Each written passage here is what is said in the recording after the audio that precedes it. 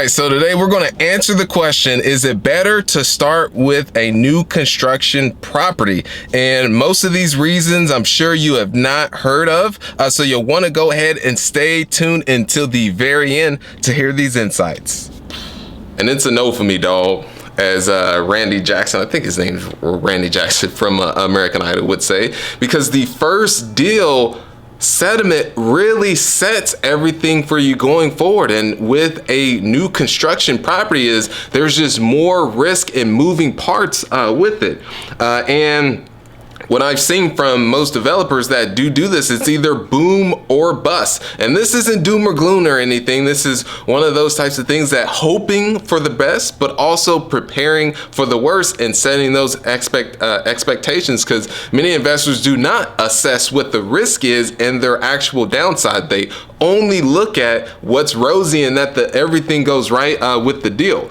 And I was speaking to an investor on this, they mentioned they had bought a condo, pre-sold it, so pre-bought it before it's actually built, and they said that they plan on selling it in 3 years or either turning it into a rental. So all up until that point there's a lot of unknowns, and there's some countries or some markets out there where the developers actually just ran out of cash and couldn't complete the actual development. So that is your risk that you have out there, and then up until that point is you have no income.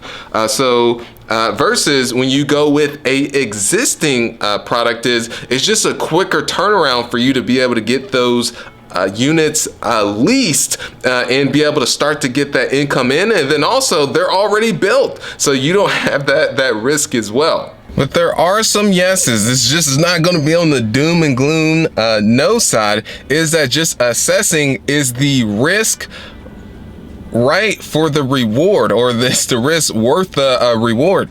And as a prime example is that if you're buying the property in 3 years, that's when they're going to be done with the construction, and then you're going to start to rent that out, and you're only earning, let's say, a 3 or 4% return on the cash on cash. And when you go and sell that property, you're just going to get a annualized return of 10%. Is it worth all that risk of 3 years if you're not getting any income, and then also the unknown of what actually is going to happen in the future from when you first started the projects? So with that, the numbers just have to be there. And I know that a existing property, when you're underwriting it versus a new construction, they're two totally different models. So if you can have someone that has been there, done that, to help look over your shoulder while you once you're finalized with underwriting it, that does help.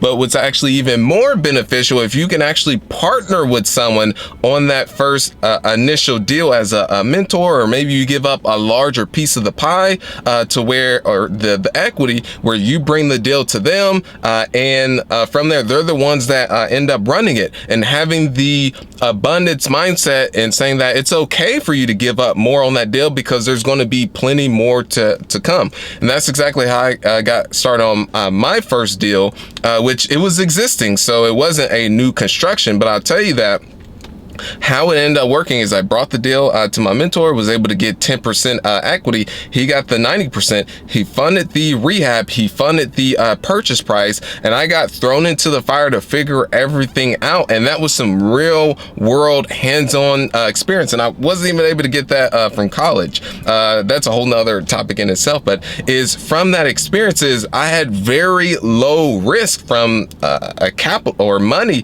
standpoint, is I wasn't going to lose any money because I didn't have any money into it. My risk was my actual reputation that I did have at stake to actually perform.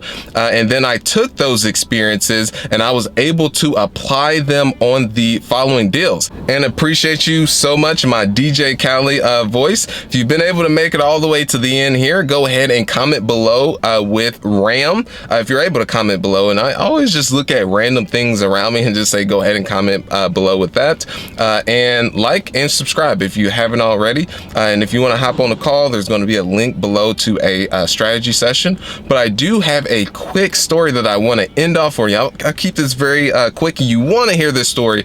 Is there's a dad on the train with his son, and They're sitting down, dad's reading a newspaper, and the son's like, look, dad, look at all those things that are out there, the clouds, wow, that's so cool. And the dad's like, I know, son, I understand. And then about a minute later, the kid's like, hey dad, look over there, there's another train that passes us. And then now there's a lady right next to him and giving them that death stare like, quiet your son down. And then one more time, a minute later, the kid's like, dad, look at that, there are birds out in the sky, wow. And the dad's like, I know. And then the lady comes over, is like, could you quiet down your son? And then the dad looks over at the lady and said, I'm so sorry for that. This is actually the first day that my son just had his surgery, and he's got his new eyes and he's now able to see. So that really, let me know what you got from that story. Mine is perspective, and you never know someone else's story. So I appreciate you. See you soon.